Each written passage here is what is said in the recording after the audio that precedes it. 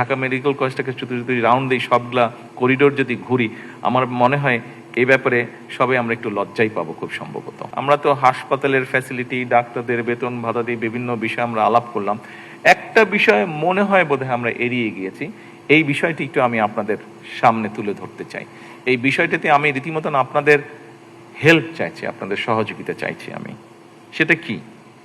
সেটা হচ্ছে যে স্বাস্থ্য এবং চিকিৎসা ব্যবস্থার সঙ্গে কিন্তু মেডিকেল ওয়েস্ট, মেডিকেল বর্জ্য ব্যবস্থাপনার বিজ্ঞানসম্মত সায়েন্টিফিক ডিসপোজ কিংবা অপসারণের বিষয়টা ওতপ্রোতভাবে জড়িত।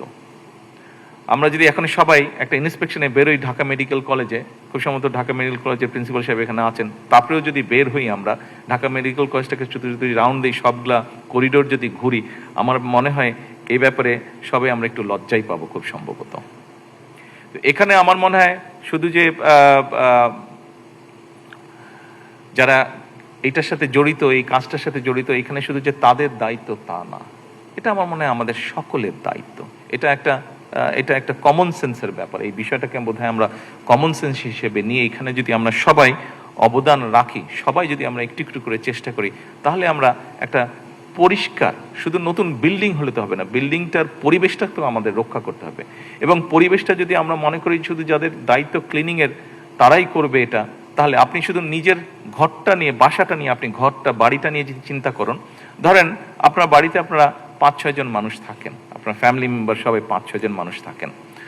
আপনার একার দায়িত্ব হচ্ছে, আমরা একটা ঘটনা আমরা চিন্তা করি বিষয়টা কিভাবে, আপনার একার দায়িত্ব হচ্ছে যে আপনি পুরো বাড়িটা, প্রত্যেকটা রুম বাথরুম সব পরিষ্কার করবেন, আর সবার দায়িত্ব হচ্ছে যে ময়লা করা। জাস্ট এইভাবে আপনি বিষয়টা চিন্তা করুন। সবার একমাত্র দায়িত্ব হচ্ছে প্রত্যেকটা ঘর বাথরুম তারা ময়লা করবে, অগোছালো করবে, আর আপনার দায়িত্ব হচ্ছে আপনি পরিষ্কার করবেন। বলেন তো আপনার কেমন লাগবে? আর ইজ ইট পসিবল হিউম্যানলি 5-7 জন মানুষ মিলে ময়লা করবে, একজন মানুষ মিলে সারাদিন শুধু পরিষ্কার করবে? এটা সম্ভব? তো ঠিক হসপিটালের বিষয়টা এরকম।